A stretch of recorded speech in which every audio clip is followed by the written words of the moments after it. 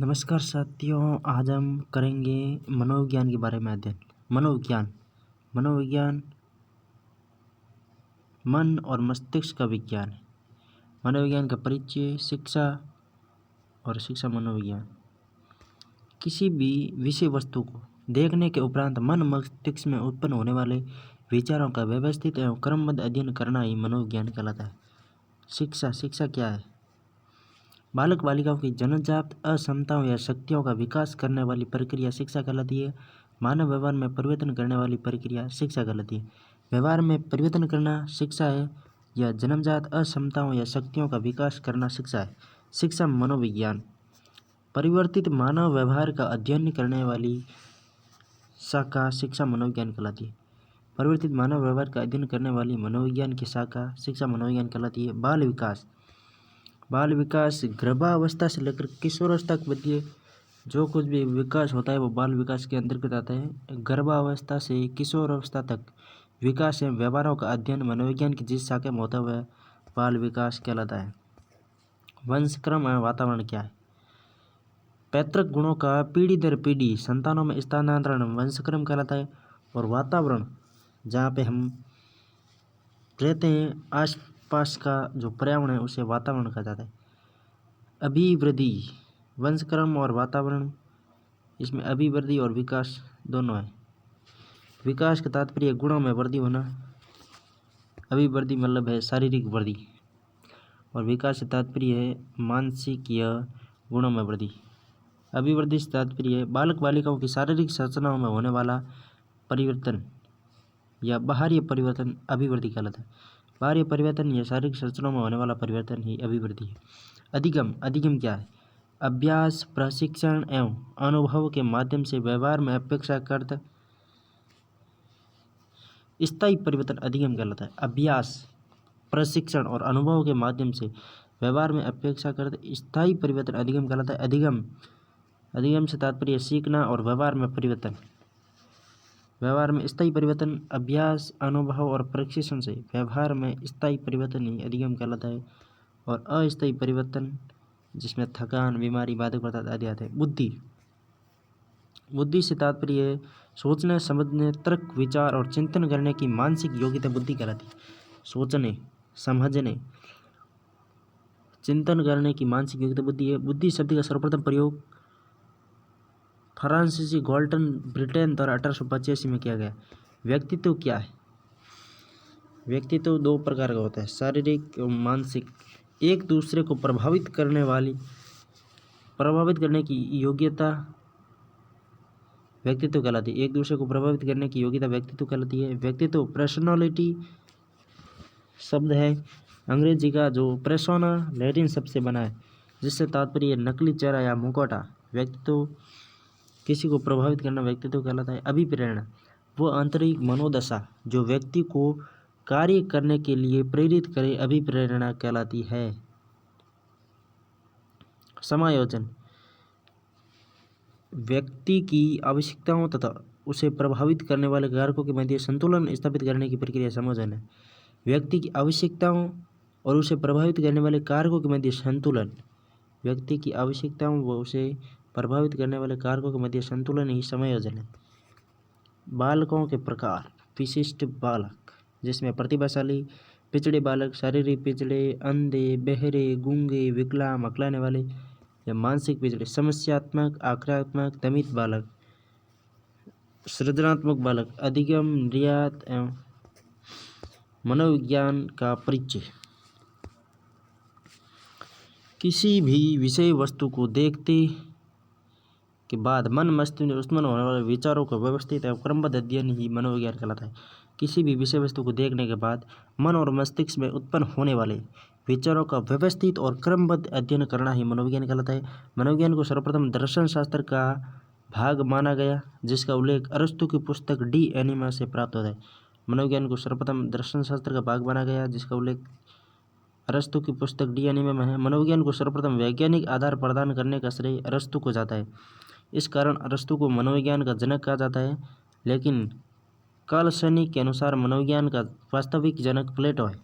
मनोविज्ञान शब्द का सर्वप्रथम प्रयोग रुडोल्फ द्वारा 1590 में अपनी पुस्तक साइकोलॉजी में किया गया।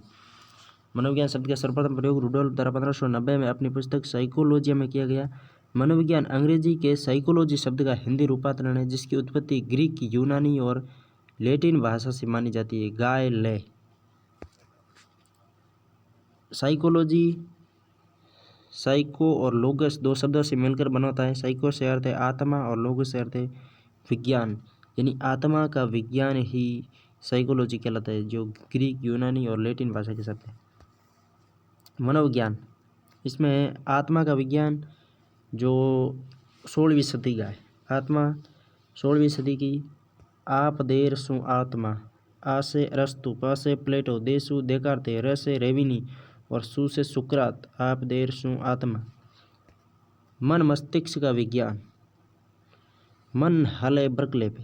मन यानी मन मस्तिष्क का विज्ञान, ये 17वीं शताब्दी का है, वो 16वीं की था। ह मतलब हॉब्स, ल मतलब जॉन लॉक, बर्कले यानी बर्कले। मन हले बर्कले पे यानी पेम्पालॉजी और Pestalozzi. John Locke, Hobbes, Berkeley, पेम्पालॉजी, पेस्टालॉजी। अरस्तु, प्लेटो, देकार्ते, रेविनी, सुकरात। उसके बाद वह है चेतना का विज्ञान। सबसे पहले आत्मा का, फिर मन मस्तिष्क का और अब चेतना का। William Wundt, William James, William Sully, Titchener, Chadwick, वाइब्स। चेतन, Wundt, James, Sully. TVC, T मतलब टिचनर, वी मतलब वाइब्स और सी मतलब चैडविक। अब है व्यवहार का विज्ञान, जो 20वीं सदी में है। 20वीं सदी में मनोविज्ञान को व्यवहार का विज्ञान माना गया। इसके प्रमुख प्रवर्तक है व्यवहार, वाटसन, थाके, गुथरी, पावलोव और स्किनर। पावलोव और स्किनर भी इसी में आते हैं। और वुडवर्थ। वाटसन, स्किनर, थॉर्नडाइक भी इसी में आता है। पावलोव, कैलॉर्क, एडविन रे, गुथरी और वुडवर्थ। मनोविज्ञान शब्द का सर्वप्रथम प्रयोग रुडोल्फ द्वारा। वर्तमान समय में मनोविज्ञान में व्यक्ति के द्वारा किए जाने वाले सभी प्रकार के व्यवहार का अध्ययन किया जाता है। इस कारण मनोविज्ञान को वर्तमान में व्यवहार का विज्ञान कहते हैं। वर्तमान में व्यक्ति के व्यवहार का अध्ययन मनोविज्ञान में किया जाता है, इसलिए मनोविज्ञान को व्यवहार का विज्ञान कहा जाता है। मैकडूगल ने अपनी पुस्तक आउटलाइन ऑफ साइकोलॉजी में चेतना शब्द को बुरा शब्द का और लिखा कि मनोविज्ञान का दुर्भाग्य मानता हूँ कि लोग इसे चेतना का विज्ञान कहते हैं। जॉन लॉक, हॉब्स और बर्कले तीनों को प्राचीन शास्त्रीयवादी, ओल्ड एसोसिएट साइकोलॉजिस्ट या मनोवैज्ञानिक माना जाता है। जॉन लॉक, हॉब्स और बर्कले प्राचीन शास्त्रीयवादी, थॉर्नडाइक, पावलोव और एबिंगहॉस आधुनिक शास्त्रीयवादी मनोवैज्ञानिक कहा जाता है। शास्त्रीय से तात्पर्य किसी विषय वस्तु के साथ संबंध स्थापित कर उसके जैसा या अनुरूप व्यवहार करने की प्रक्रिया शास्त्रीय कहलाती है।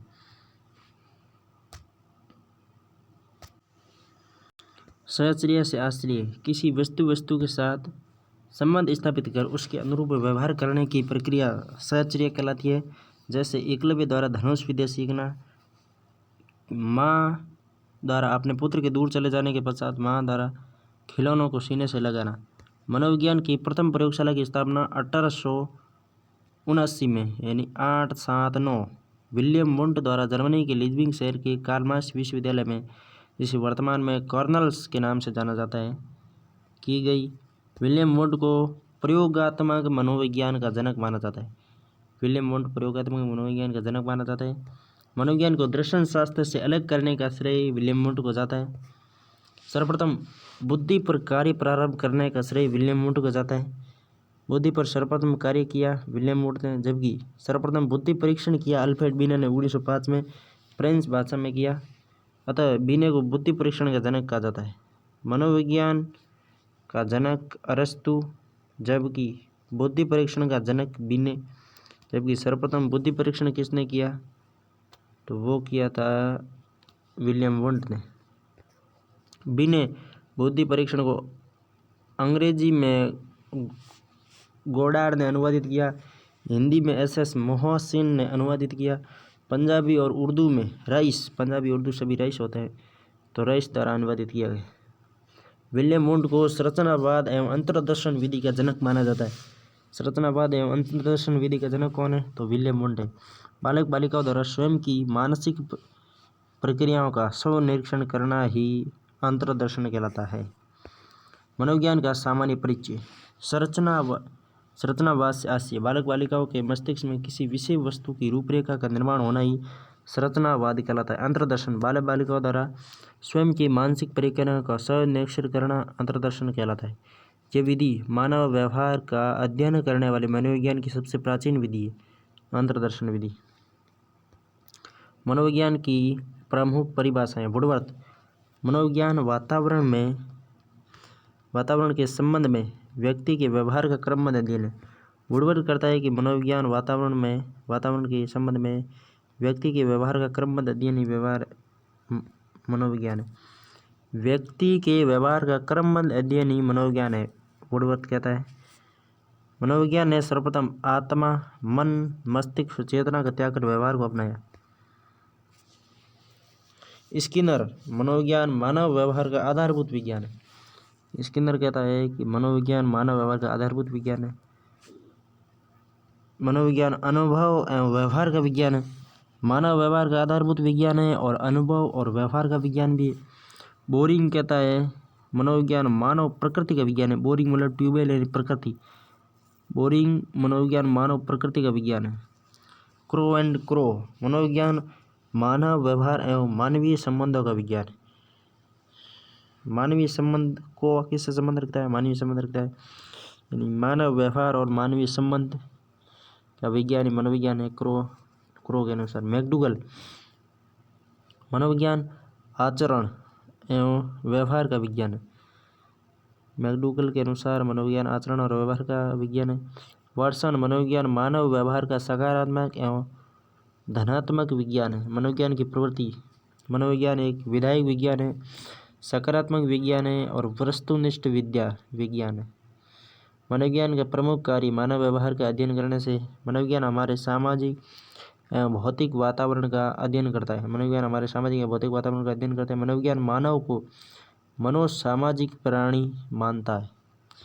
इसके नियम व सिद्धांत सार्वभौमिक होते हैं। मनोविज्ञान हमारे तीनों पक्षों का अध्ययन करता है।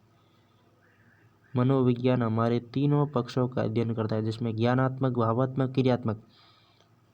ज्ञानात्मक में सोचना, समझना, तर्क, विचार, चिंतन, निर्णय, स्मरण आदि, जबकि भावात्मक में रोना, भय, क्रोध, दुख, प्रेम, स्नेह, खुशी।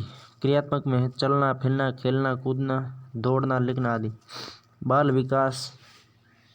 जॉन लॉक ने टेबुलर रासा संप्रति, यानी बालक कोरी स्लेट के समान होता है, कोरे कागज के समान होता है, मोम के समान होता है। टेबुलर रासा संप्रति किसने दिया? तो जॉन लॉक ने। शिक्षा। बालक बालिकाओं की जन्मजात शक्तियों का विकास करने वाली प्रक्रिया शिक्षा है। मानव व्यवहार में परिवर्तन करने वाली प्रक्रिया ही शिक्षा है। शिक्षा शीर्षक नामक पुस्तक की रचना स्वामी विवेकानंद द्वारा की गई। शिक्षा शब्द की उत्पत्ति संस्कृत भाषा की शिक्ष धातु से मानी जाती है, जिसका शाब्दिक अर्थ सीखना होता है। शिक्षा अंग्रेजी के एजुकेशन शब्द का हिंदी रूपांतरण है, जिसकी उत्पत्ति लैटिन भाषा की एजुकेटम शब्द से मानी जाती है। एजुकेटम लैटिन शब्द से एजुकेशन शब्द की उत्पत्ति हुई। एजुकेशन जो एडुकेटम से बना है, ई यानी आंतरिक और ड्यूको मतलब बाहर प्रकट करना, यानी आंतरिक एवं जन्मजात शक्तियों को बाहर प्रकट करने की प्रक्रिया शिक्षा है। शिक्षा की प्रमुख परिभाषाएं। हर्बर्ट कहता है शिक्षा अच्छे नैतिक चरित्र का विकास है। हर्बर्ट के अनुसार नैतिक चरित्र का विकास ही शिक्षा है। फॉबेल कहता है शिक्षा बालक बालिकाओं की जन्मजात शक्तियों को बाहर प्रकट करने, ब से बाहर, ब से फॉबरेल, बालक बालिकाओं की जन्मजात शक्तियों को बाहर प्रकट करने की प्रक्रिया शिक्षा है, फॉबेल के अनुसार। सुकरात कहता है मानव मस्तिष्क में निहित अमूर्त विचारों को बाहर प्रकट करने की प्रक्रिया ही शिक्षा है। अमूर्त विचारों को बाहर प्रकट करने की प्रक्रिया शिक्षा है। जॉन डीवी शिक्षा वातावरण पर नियंत्रण करने की प्रक्रिया है। वातावरण पर यदि नियंत्रण करना है तो शिक्षा आवश्यक है, जॉन डीवी के अनुसार। B.R. अम्बेडकर की सबसे प्रसिद्ध है शिक्षा वह श्रेणी का दूध है जो जितना पिएगा वह उतना ही दहाड़ेगा। शिक्षा के प्रकार। शिक्षा दो प्रकार की होती है, औपचारिक शिक्षा जो संकुचित अर्थ है, अनौपचारिक शिक्षा जो व्यापक अर्थ है। औपचारिक शिक्षा में निश्चित समय, स्थान और विषय वस्तु वो परंपरागत विधियों के आधार पर विद्यालय की चार दीवारी के भीतर प्राप्त की जाने वाली शिक्षा औपचारिक शिक्षा कहलाती है, जबकि अनिश्चित समय, स्थान और विषय, इसमें निश्चित कुछ भी नहीं होता है, ठीक है। अनौपचारिक में अनिश्चित समय, स्थान, विषय, वस्तु, पत्र पत्रिकाओं, समाचार पत्रों, पुस्तकों एवं नवीन शिक्षण विधियों के आधार पर विद्यालय की चार दीवारी से बाहर प्राप्त की जाने वाली शिक्षा अनौपचारिक शिक्षा कहलाती है। अनौपचारिक शिक्षा का मुख्य केंद्र परिवार है, मुख्य धुरी माता है, जबकि औपचारिक शिक्षा का मुख्य केंद्र विद्यालय और औपचारिक शिक्षा की मुख्य धुरी शिक्षक है। फॉर्बेरल शिक्षक बालोद्यान का कुशल माली है। फॉर्बेरल के अनुसार शिक्षक बालोद्यान का कुशल मालिक है, जबकि माताएं अनौपचारिक शिक्षा की कुशल अध्यापिका है। पेस्टालोजी बोलते हैं बालक सर्वोत्तम अपने परिवार से सीखता है, अतः बालक का परिवार बालक का प्रथम विद्यालय है। पेस्टालोजी ने बालक के परिवार को बालक का प्रथम विद्यालय कहा है। शिक्षा मनोविज्ञान की उत्पत्ति प्रकृतिवाद से हुई है। मानव व्यवहार में परिवर्तित मानव व्यवहार का अध्ययन शिक्षा मनोविज्ञान है। परिवर्तित मानव व्यवहार का अध्ययन करने वाली मनोविज्ञान की शाखा शिक्षा मनोविज्ञान कहलाती है। शैक्षणिक परिस्थितियों में मानव व्यवहार का अध्ययन करने वाले मनोविज्ञान की शाखा शिक्षा मनोविज्ञान है। शिक्षा मनोविज्ञान का उद्भव रूसो के प्रकृतिवाद से माना जाता है।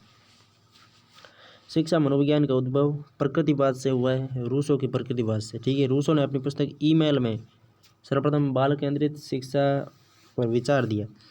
वर्तमान में जो बाल केंद्रित शिक्षा दी जाती है उस पर सर्वप्रथम विचार किसने दिया, तो रूसो ने दिया, ठीक है। बाल केंद्रित शिक्षा से आज से क्या है, वह प्रक्रिया जिसका संचालन बालक बालिकाओं की योग्यता, क्षमता, रुचि, अभिरुचि, अभिवृत्ति एवं बुद्धि को ध्यान में रखकर किया जाए, बाल केंद्रित शिक्षा कहलाती है। रूसो बाल केंद्रित शिक्षा के तहत बालक को एक पुस्तक के समान मानता है। अतः रूसो ने लिखा है कि बालक एक पुस्तक के समान होता है, अतः सभी अध्यापकों को उस पुस्तक का अध्ययन करना चाहिए। मनोविज्ञान की शिक्षा मनोविज्ञान को सबसे बड़ी देन बाल केंद्रित माना जाता है। बाल केंद्रित शिक्षा, इसका जनक रूसो। मनोविज्ञान के नियमों और सिद्धांतों को शिक्षा के क्षेत्र में सर्वप्रथम प्रयोग में लाने का श्रेय रूसो को है। मनोविज्ञान के नियमों और सिद्धांतों को शिक्षा में लाने का सर्वप्रथम श्रेय रूसो को है।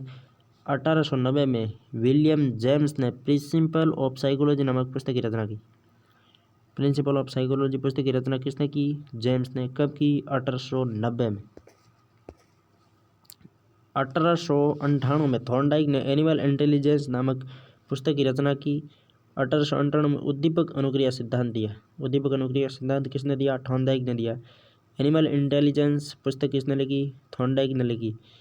उद्दीपक अनुक्रिया सिद्धांत कब दिया, 1898 में, किसने दिया, थॉर्नडाइक ने दिया। एनिमल इंटेलिजेंस की पुस्तक कब लिखी गई, 1898 में लिखी गई, किसने लिखी, थॉर्नडाइक ने लिखी। उद्दीपक शब्द का सर्वप्रथम प्रयोग थॉर्नडाइक द्वारा किया गया। सिद्धांत भी थॉर्नडाइक ने दिया और इस शब्द का प्रयोग भी सर्वप्रथम थॉर्नडाइक ने किया। 1899 में विलियम जेम्स ने टॉक टू टीचर्स नामक पुस्तक की रचना की। टॉक टू टीचर नामक पुस्तक की रचना कब की गई, 1899 में, किसने की, विलियम जेम्स ने। विलियम जेम्स ने दो पुस्तकें लिखी, talk to teachers and principle of psychology. Principle of psychology, principle होगा और टीचर होगा तभी तो विद्यालय चलेगा, यानी विलियम जेम्स ने दोनों के बारे में पुस्तकें लिख दी, talk to teacher and principal वाले दोनों। सन 1900 में शिक्षा मनोविज्ञान का उद्भव हुआ। यानी शिक्षा मनोविज्ञान का उद्भव कब हुआ, सीधा क्वेश्चन आए तो सीधा बता देना, 1900 में। लेकिन यदि वास्तविक शिक्षा मनोविज्ञान का उद्भव कब हुआ था, 1920 में। थॉर्नडाइक, जड़ और टर्मन के प्रयासों से वास्तविक शिक्षा मनोविज्ञान का जन्म हुआ। शिक्षा मनोविज्ञान की परिभाषा। पेस्टालोजी, शिक्षा मनोविज्ञान शिक्षा का वैज्ञानिकरण है। स्टीफन कहता है शिक्षा मनोविज्ञान शैक्षिक विकास का क्रमिक अध्ययन है। प्रोफेसर ट्रो के अनुसार शिक्षा मनोविज्ञान शैक्षणिक परिस्थितियों का मनोवैज्ञानिक अध्ययन है। स्किनर कहता है शिक्षा मनोविज्ञान शिक्षक की तैयारी की आधारशिला है। शिक्षक मनोविज्ञान का संबंध शिक्षण एवं अधिगम प्रक्रिया से। शिक्षा मनोविज्ञान का संबंध शिक्षण एवं अधिगम प्रक्रिया से, सीखने और सिखाने से है। स्किनर के अनुसार शिक्षा मनोविज्ञान के शिक्षा मनोविज्ञान में शैक्षणिक गतिविधियों से जुड़े हुए सभी प्रकार के तत्वों का समावेशन किया जाता है। पील महोदय, शिक्षा मनोविज्ञान शिक्षा का विज्ञान है। शिक्षा मनोविज्ञान शिक्षा का विज्ञान है। यह कथन किसका है? तो पील महोदय का है। ठीक है। क्रो एंड क्रो के अनुसार बालक बालिकाओं के जन्म से वृद्धावस्था तक के अनुभवों की व्याख्या एवं वर्णन करना ही शिक्षा मनोविज्ञान है। जन्म से वृद्धावस्था तक के अनुभवों की व्याख्या करना, वर्णन करना शिक्षा मनोविज्ञान है, क्रो एंड क्रो के अनुसार। कालसानी के अनुसार मनोविज्ञान के नियमों एवं सिद्धांतों का शिक्षा के क्षेत्र में अनुप्रयोग करना ही शिक्षा मनोविज्ञान है। कालसानी कहता है कि मनोविज्ञान के नियमों एवं सिद्धांतों का शिक्षा के क्षेत्र में अनुप्रयोग करोगे ये शिक्षा मनोविज्ञान है। जेम्स ड्राइवर के अनुसार, ड्राइवर क्या कहना चाहते हैं? शिक्षा मनोविज्ञान में मनोविज्ञान के नियमों एवं सिद्धांतों की खोज के साथ साथ शैक्षणिक समस्याओं का समाधान किया जाता है। शिक्षा मनोविज्ञान में ड्राइवर के अनुसार मनोविज्ञान के नियमों एवं सिद्धांतों की खोज के साथ साथ शैक्षणिक समस्याओं का समाधान होता है। ड्राइवर के अनुसार शिक्षा मनोविज्ञान में मनोविज्ञान के नियमों एवं सिद्धांतों की खोज होती है, उसके साथ ही शैक्षणिक समस्याओं का समाधान भी होता है। शिक्षा मनोविज्ञान की प्रकृति क्या है? सकारात्मक है। ये एक विधायक एवं नियामक विज्ञान है। मनोविज्ञान एक विधायक विज्ञान है, जबकि शिक्षा एक नियामक विज्ञान है। इसकी प्रकृति वैज्ञानिक है। शिक्षा मनोविज्ञान का प्रमुख उद्देश्य बाल विकास से माना जाता है। शिक्षा मनोविज्ञान का प्रमुख उद्देश्य बाल विकास से माना जाता है। ये मनोविज्ञान की व्यवहारिक शाखा है। शिक्षा मनोविज्ञान की प्रयोगात्मक व्यवहारिक शाखा है या अनुप्रयुक्त व्यवहारिक शाखा है। इसके नियम व सिद्धांत सार्वभौमिक होते हैं। शिक्षा मनोविज्ञान हमें तीनों पक्षों का अध्ययन करता है, ज्ञानात्मक, भावात्मक और क्रियात्मक।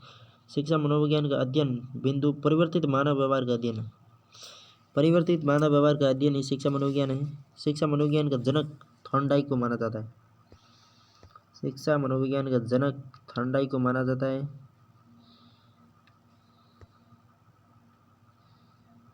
इसने अपनी पुस्तक एनिमल इंटेलिजेंस लिखी थी और उद्दीपक अनुक्रिया सिद्धांत भी थॉर्नडाइक द्वारा ही दिया गया। शिक्षा मनोविज्ञान के क्षेत्र, शिक्षा मनोविज्ञान के कौन कौन से क्षेत्र है उसके बारे में। शिक्षा मनोविज्ञान के लिंडग्रेन के अनुसार 5 क्षेत्र हैं, गैरिसन के अनुसार 4 क्षेत्र हैं और अमेरिका विज्ञान परिषद के अनुसार 5 क्षेत्र हैं। गैरिसन पूछे तो 4, गैरिसन मतलब गाय के 4 पैर होते हैं, अन्य कुछ भी लिखा हुआ है तो 5 होंगे। ठीक है। शिक्षा मनोविज्ञान के क्षेत्र लिंडग्रेन के अनुसार 5 क्षेत्र हैं, जिसमें शिक्षक विद्यार्थी, शिक्षण अधिगम प्रक्रिया, सीखने की परिस्थितियां, मापन मूल्यांकन और मानसिक स्वास्थ्य समायोजन निर्देश, ये सभी आते हैं लिंडग्रेन की 5 श्रेणियों में।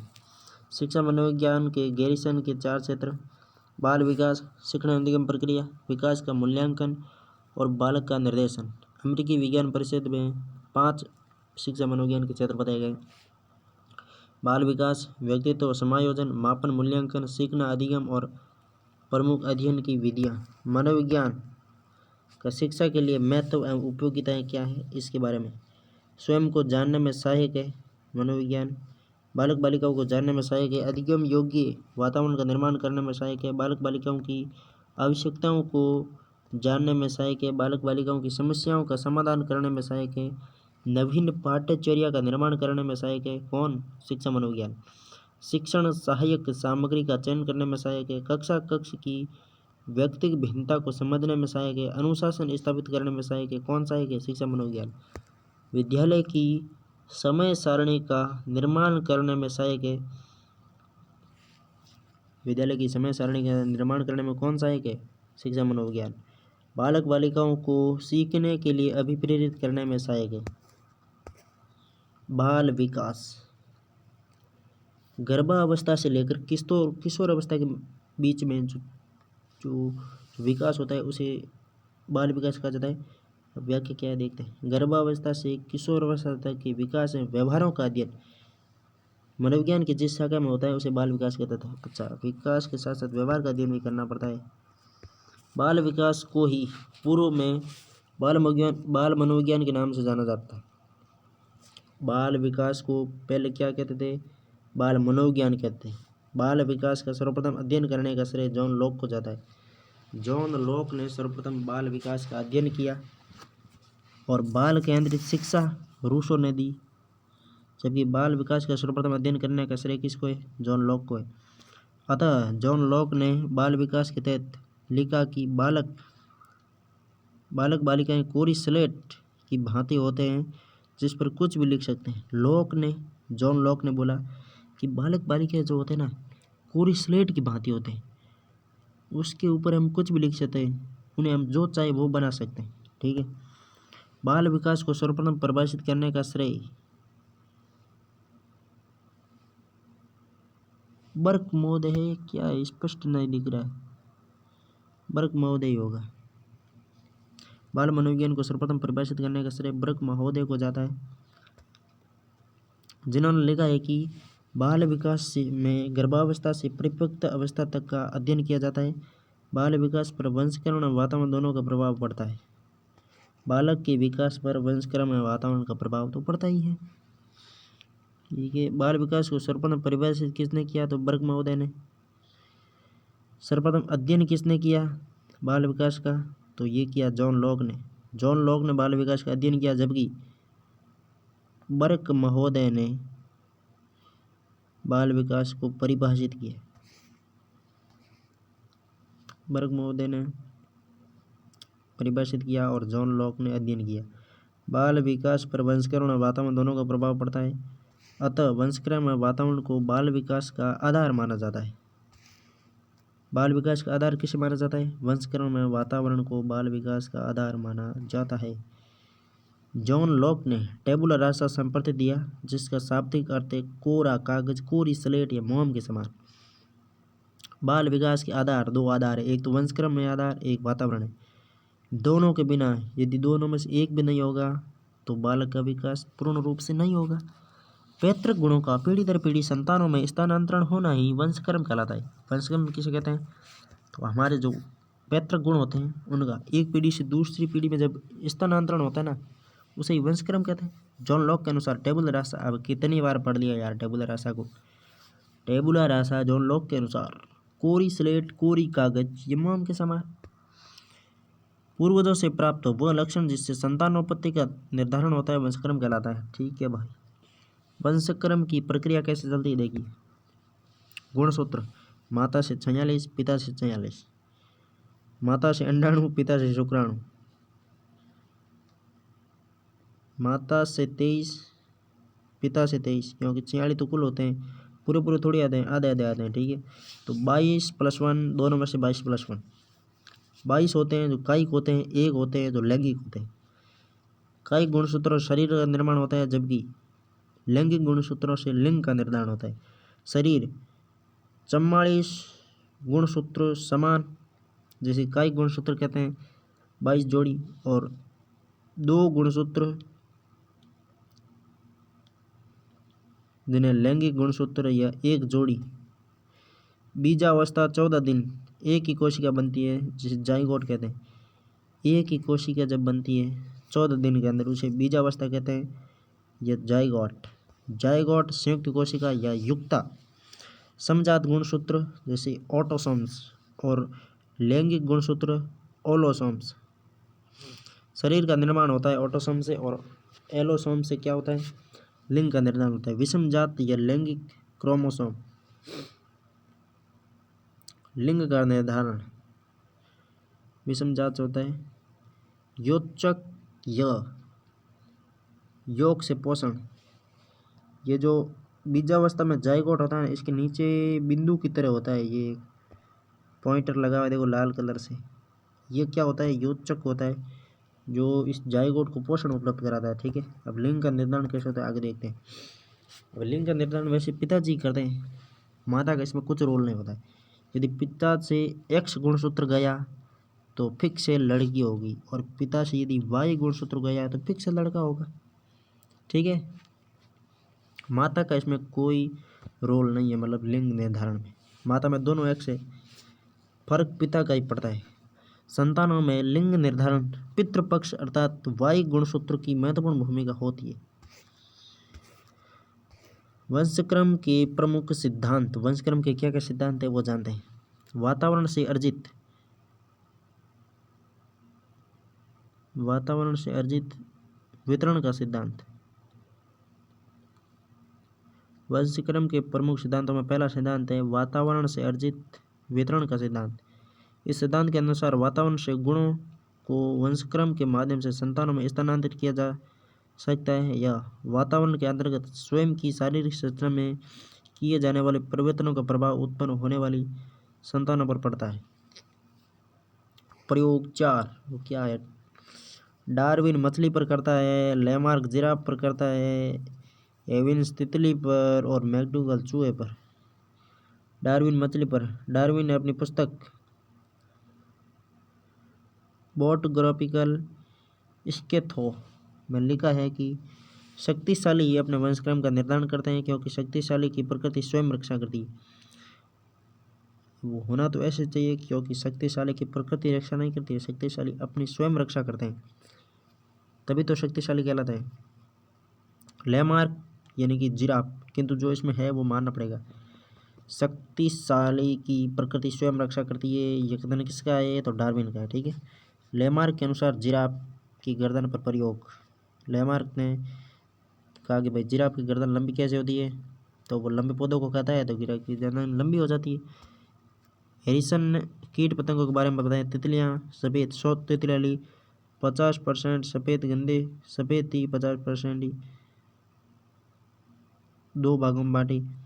50% को गंदे वातावरण में, 50% को स्वच्छ वातावरण में।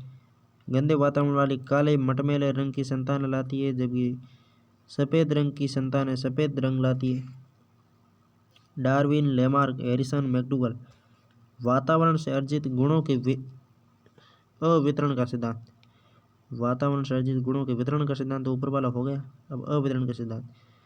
तो ये क्वेश्चन आ सकता है कि वातावरण से अर्जित गुणों के अवितरण का सिद्धांत किसने दिया? तो बिजमैन ने दिया। बिजमैन क्या कहता है? बिजमैन के अनुसार वातावरण से अर्जित गुणों को वंशक्रम के माध्यम से संतानों में स्थानांतरित नहीं किया जा सकता। बिजमैन के अनुसार वातावरण से अर्जित गुणों को वंशक्रम के माध्यम से संतानों में स्थानांतरित नहीं किया जा सकता। वातावरण के अंतर्गत स्वयं की शारीरिक संरचना में किए जाने वाले परिवर्तनों का प्रभाव उत्पन्न होने वाली संतानों पर नहीं पड़ता है। इसमें क्या उदाहरण दिया? उन्होंने बताया कि भाई जैसे हमारा जो हमें अपने कान छीलते हैं तो आने वाली संतानों में जो कान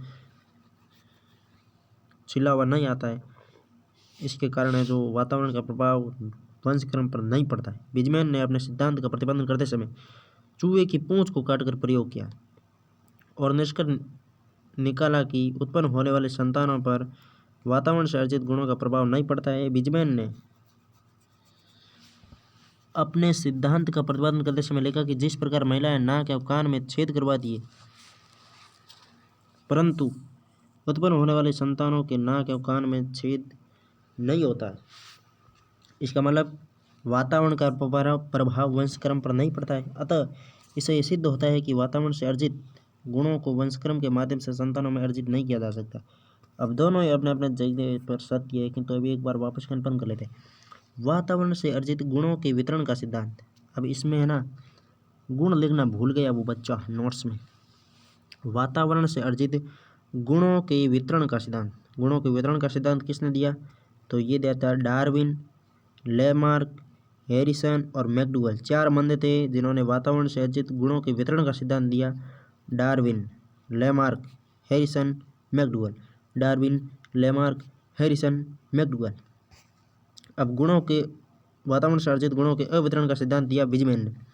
बिजमैन ने कहा भाई है वातावरण से जो चीज़ें मिलती है ना उसके वंशक्रम पर कोई प्रभाव नहीं पड़ता है, किंतु ऊपर वाले 4 लोगों ने माना है कि जो वातावरण से हमें अनुभव मिलते हैं उसका वंशक्रम पर प्रभाव पड़ता है। दोनों अलग अलग है अपनी अपनी जगह पर, दोनों ठीक है। ठीक है। प्रत्यागमन का सिद्धांत मेंडल द्वारा दिया गया। मेंडल ने 3 नियम दिए: प्रभाविता का नियम, पृथक्करण का नियम और स्वतंत्र अपव्यय का नियम। जबकि प्रत्यागमन का सिद्धांत भी दिया है उन्होंने, इससे मेंडलवाद के नाम से जाना जाता है। प्रत्यागमन का सिद्धांत जॉन मेंडल ने दिया। प्रत्यागमन से आशय मतलब प्रत्यागमन का मतलब क्या है? संतानों में माता पिता से विपरीत लक्षणों का प्रकट होना ही प्रत्यागमन कहलाता है। अच्छा, जैसे कोई संतान है ना, उसमें माता पिता जैसे लक्षण उत्पन्न नहीं होते हैं, वही प्रत्यागमन है।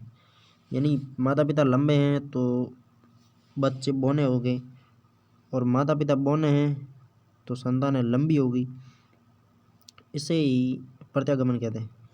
यानी माता पिता के लक्षणों के विपरीत होना ही प्रत्यागमन का सिद्धांत कहलाता है। और यह किसने दिया? मेंडल ने। मेंडल के अनुसार माता पिता में उपस्थित गुणसूत्र 1/2 के रूप में पीढ़ी दर पीढ़ी संतानों में स्थानांतरित होते रहते हैं। ये प्रक्रिया निरंतर चलती रहती है, कभी समाप्त नहीं होती है। मेंडल ने अपने सिद्धांत का प्रतिपादन करते समय 2 प्रकार के गुणसूत्र बताए। प्रत्यागमन का सिद्धांत मेंडल ने दिया और 2 प्रकार के सूत्र बताए, जिनमें जागृत सूत्र और सुप्त सूत्र। जागृत यानी कि माता पिता से संबंधित है। निषेचन की क्रिया के दौरान अगर जागृत सूत्र सक्रिय हुए तो संतान माता पिता के समान पैदा होगी, जैसे लंबे के लंबे, बौने की बौनी संतान का होना।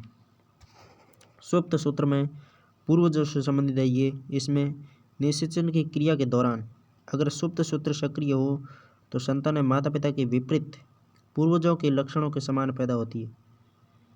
अब जागृत सूत्र यदि सक्रिय होगा तो माता पिता के अनुसार संतान बनेगी, और सुप्त सूत्र यदि सक्रिय हो गया तो दादा दादी या पूर्वजों के अनुसार संतान बनेगी। ठीक है, लंबे के बौनी और बौने के लंबी।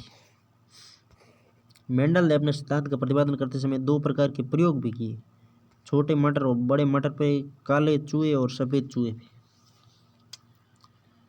प्रयोगों के आधार पर मेंडल ने निष्कर्ष निकाला कि प्रथम पीढ़ी के लक्षण द्वितीय पीढ़ी में प्रकट न होकर तृतीय पीढ़ी में होते हैं, जिसका आनुवंशिक अनुपात 3:1 है।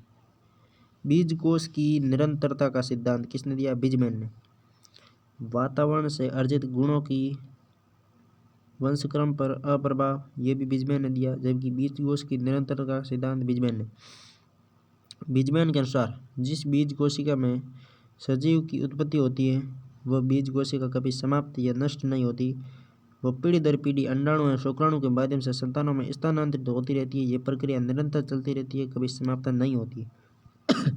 बीज कोष, बिजमैन का मानना है कि बीज कोष निरंतर चलता रहता है, ठीक है, वंशक्रम के माध्यम से।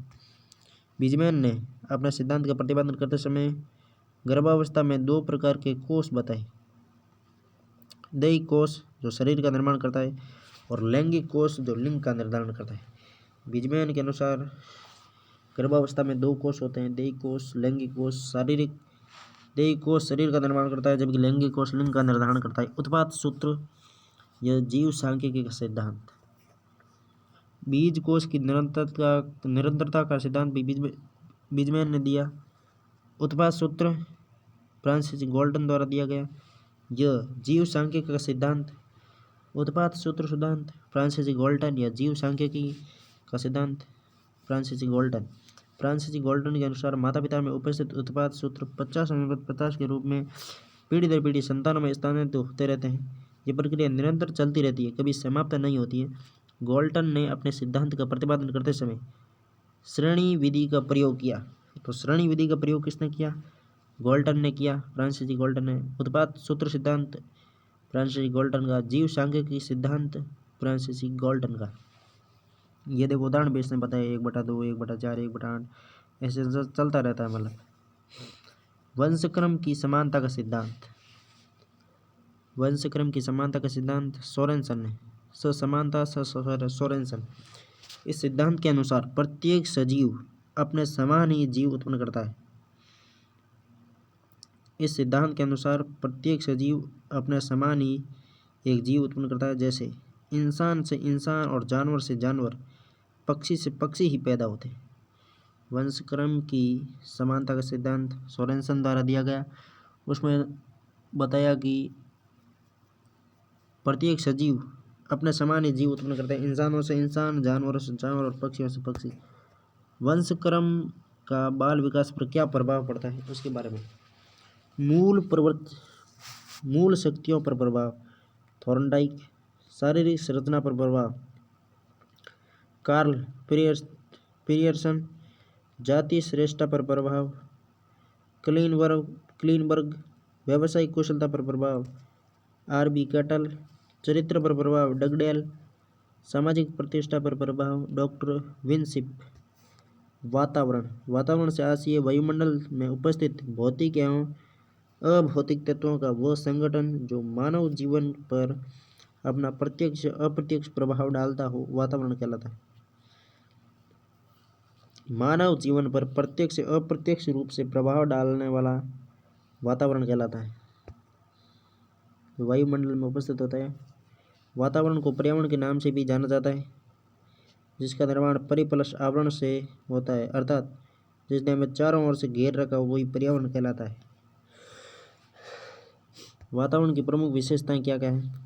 बोरिंग, लेगफील्ड और वेल्ड के अनुसार वातावरण उन सभी उत्तेजनाओं का योग है जिसे बालक अपने जन्म से मृत्यु तक प्राप्त करता है।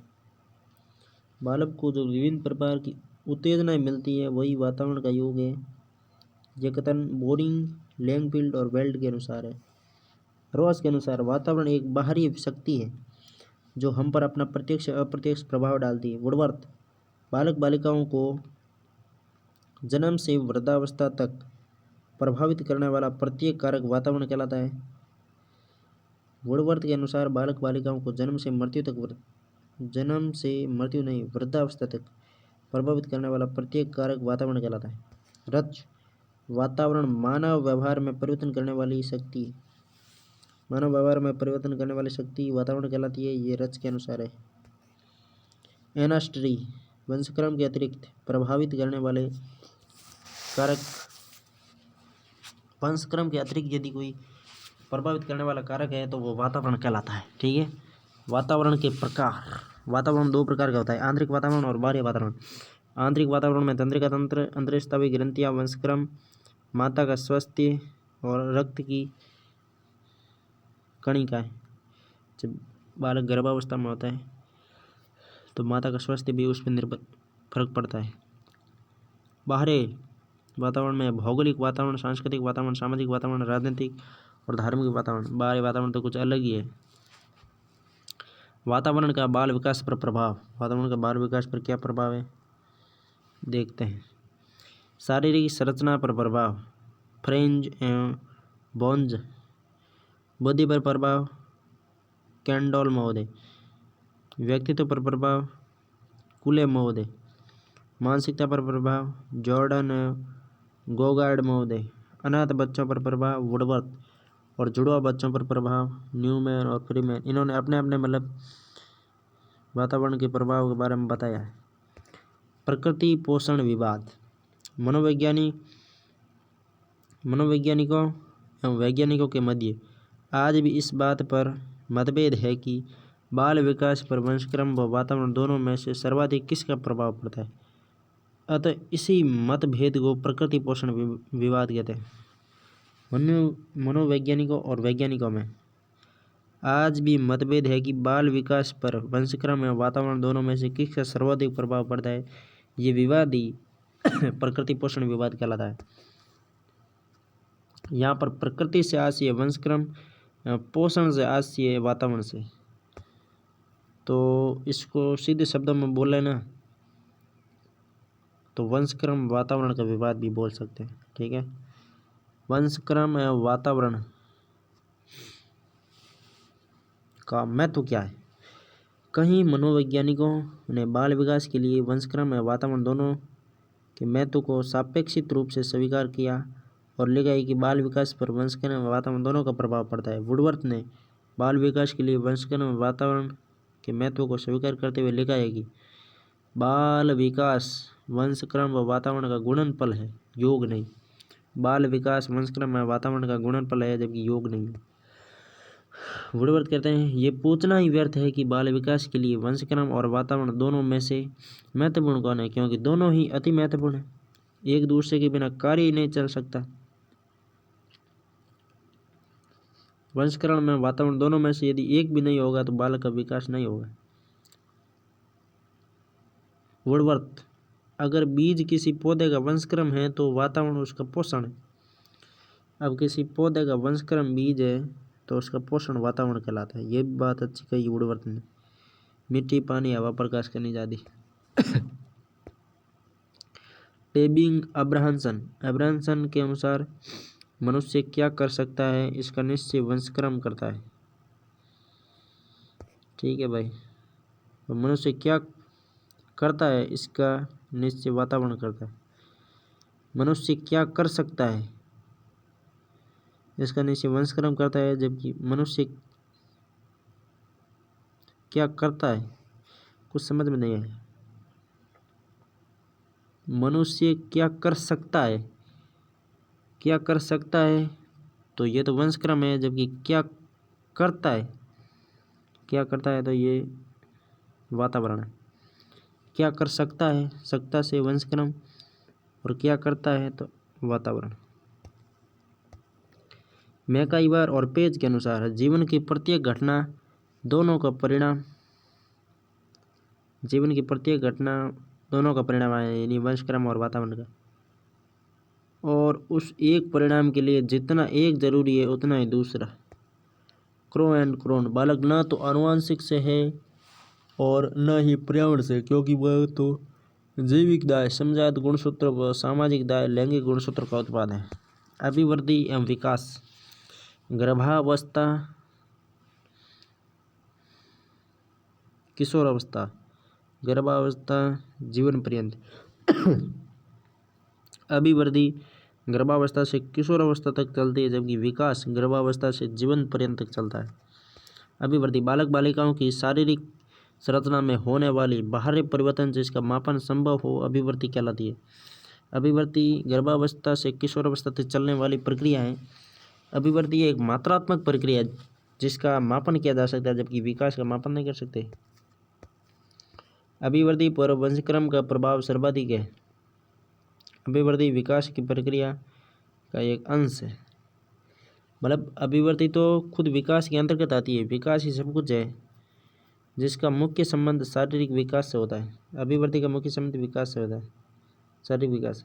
जॉन डीवी के अनुसार अभिवृद्धि स्वयं होती है, उसे बाहर से लादा नहीं जा सकता। फ्रैंक, कोशिकीय गुणात्मक वृद्धि ही अभिवृद्धि कहलाती है। बालक सोरेनसन के अनुसार बालक बालिकाओं की शारीरिक संरचना में होने वाला बाहरी परिवर्तन जिसका मापन संभव हो अभिवृद्धि कहलाता है। हरलॉक, लंबाई का बढ़ना, वजन का, हरलॉक के अनुसार वजन का बढ़ना, सिर के आकार में परिवर्तन, आयतन व आकार का बढ़ना अभिवृद्धि है, परंतु इसका संयुक्त रूप कहलाता है। विकास क्या है? बालक बालिकाओं की शारीरिक मानसिक संरचना में होने वाला बाहरी एवं आंतरिक परिवर्तन जिसका मापन संभव नहीं हो विकास कहलाता है। यानी जिसका मापन संभव हो वो तो अभिवृद्धि है, और जिसका मापन संभव नहीं हो वही विकास। जैसे बुद्धि का बढ़ना, ताकत का बढ़ना, अनुभव का बढ़ना, आयु का बढ़ना, बाल और नाखूनों का बढ़ना आदि विकास है। ठीक है।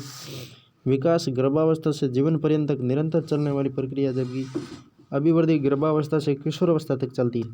विकास एक आंशिक मात्रात्मक एवं गुणात्मक प्रक्रिया है जिस पर वंशक्रम और वातावरण दोनों का प्रभाव पड़ता है। अभिवृद्धि पर वंशक्रम का सर्वाधिक प्रभाव पड़ता है, जबकि विकास पर दोनों का प्रभाव पड़ता है, वंशक्रम और वातावरण। विकास की प्रमुख परिभाषा है। विकास की क्या क्या परिभाषा है? जॉन डीवी के अनुसार शरीर के किसी अंग में होने वाला परिवर्तन अभिवृद्धि, लेकिन समय के प्रभाव से होने वाला परिवर्तन विकास है। शरीर के किसी अंग में होने वाला परिवर्तन अभिवृद्धि है, लेकिन समय के प्रभाव से होने वाला परिवर्तन विकास है। शरीर के किसी अंग में होने वाला परिवर्तन अभिवृद्धि है। अंग में यदि कोई परिवर्तन होता है तो वो अभिवृद्धि है, जबकि समय के प्रभाव से होने वाला परिवर्तन विकास। जैसे किसी पेड़ का बड़ा होना अभिवृद्धि है, लेकिन फलों का लगना विकास है। पेड़ बड़ा हो रहा है तो वो तो अभिवृद्धि होगी। बड़े होने के बाद उस पर यदि फल लगते हैं, विकसित होता है तो वो विकास कहलाता है। हरलॉक, विकास में बालक नवीन विशेषताएं एवं क्षमताएं प्रस्फुटित करता है। मुनरो, विकास परिवर्तनों की वह श्रृंखला है जिसमें बालक गर्भावस्था से परिपक्वता की ओर अग्रसर होता है। गर्भावस्था से परिपक्वता की ओर जाता है। मुनरो के अनुसार बालक और हार्लॉक के अनुसार नवीन विशेषताएं क्षमता प्रस्फुटित होती है।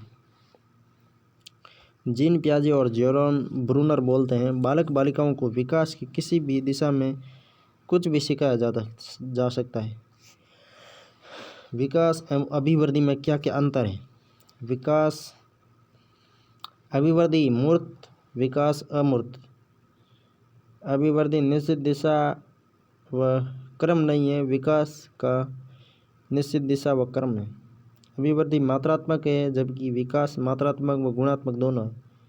अभिवृद्धि सीमित क्षेत्र है, विकास व्यापक क्षेत्र है।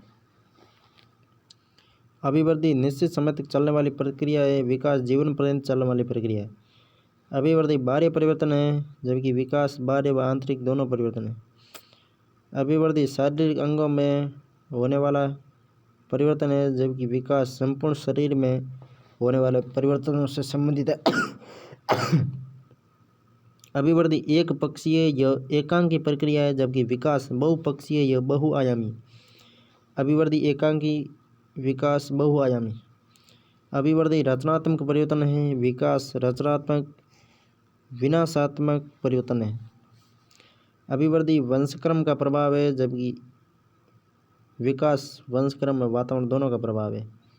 अभिवृद्धि में भविष्यवाणी संभव नहीं है जबकि विकास में भविष्यवाणी संभव है। विकास के प्रमुख नियम। विकास की निरंतरता का नियम।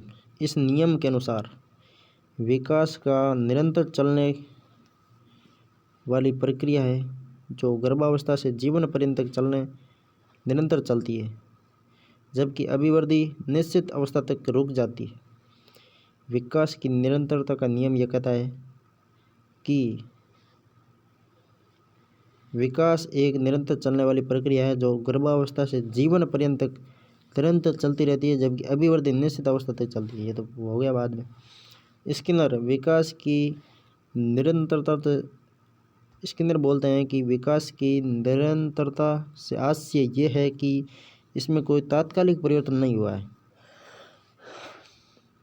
हार्लॉक विकास क्रमबद्ध एवं श्रृंखलाबद्ध रूप से निरंतर चलने वाली प्रक्रिया है।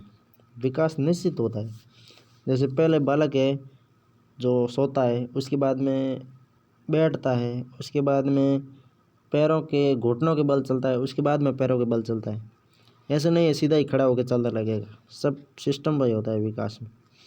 विकास की व्यक्तिक भिन्नता का नियम।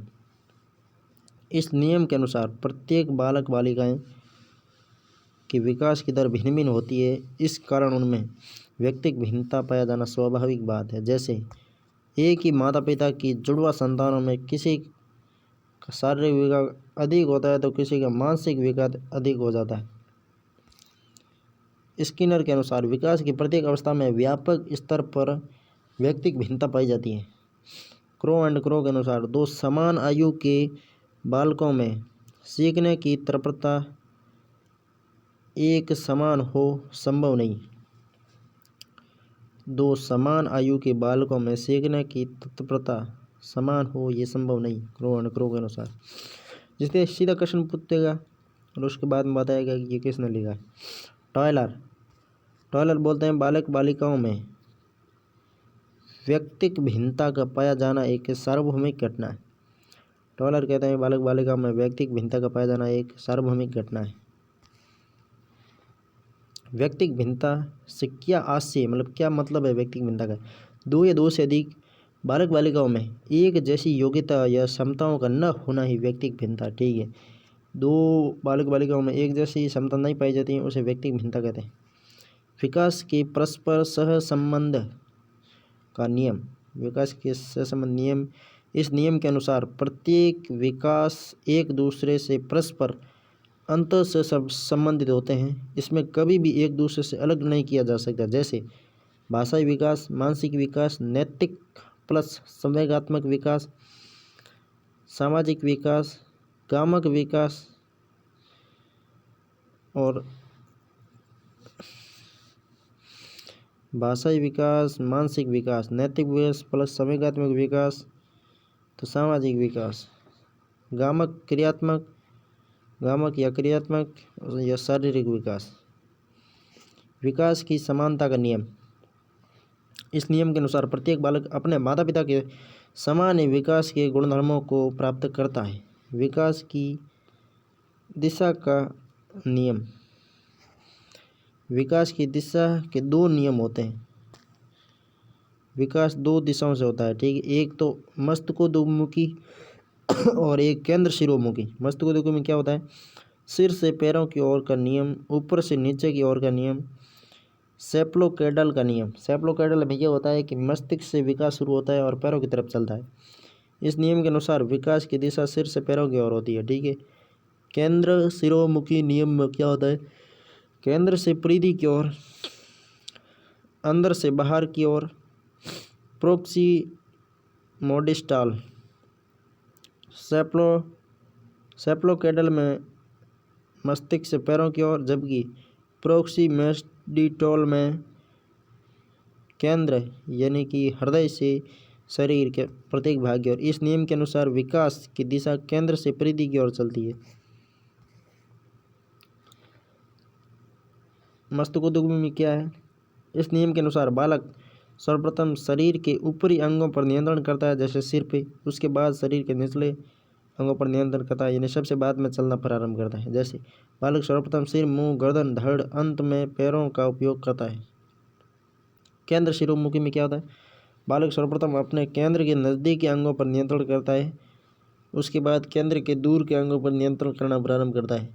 एक बालक द्वारा लिखने के लिए पेन पेंसिल को अंगुलियों से पकड़ने से पूर्व मुट्ठी में पकड़ा जाता है, क्योंकि केंद्र से सिर की ओर चलता है विकास हमेशा। एक बालक सर्वप्रथम गर्दन पर नियंत्रण करता है, उसके बाद बैठना सीखता है और अंत में चलना प्रारंभ करता है। विकास के एकीकरण, ये क्या है? विकास के एकीकरण का नियम या विकास के केंद्रीकरण का नियम।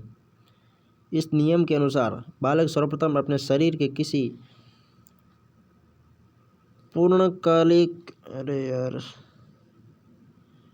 संचालक संरचना सीखता है, उसके बाद में शरीर के अन्य छोटे अंगों का संचालन सीखता है।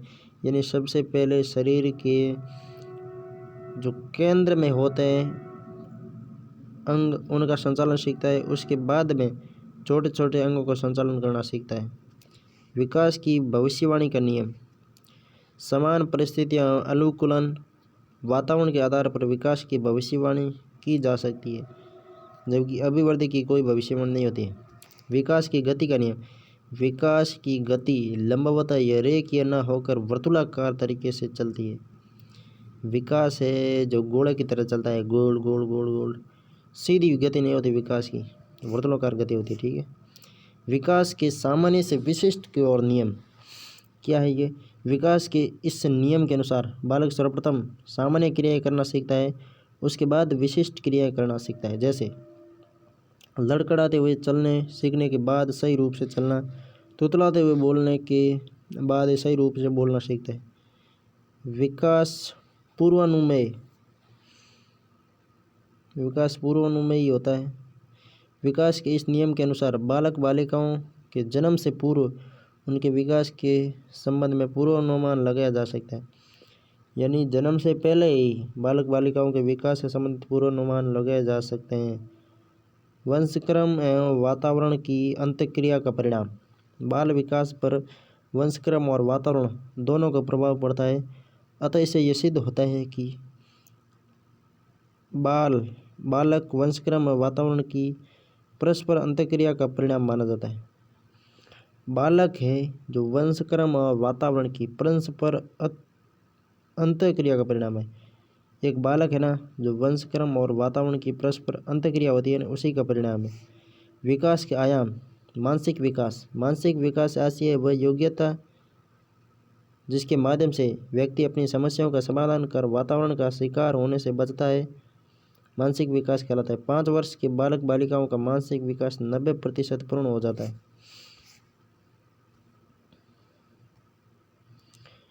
12 से 16 वर्ष के बालक बालिकाओं का भाषाई विकास पूर्ण हो जाता है।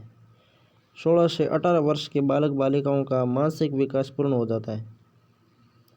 यानी 5 वर्ष में 90%, मानसिक विकास 12 से 16 वर्ष में, भाषाई विकास पूर्ण, 16 से 18 वर्ष में बालक बालिकाओं का मानसिक विकास पूर्ण हो जाता है।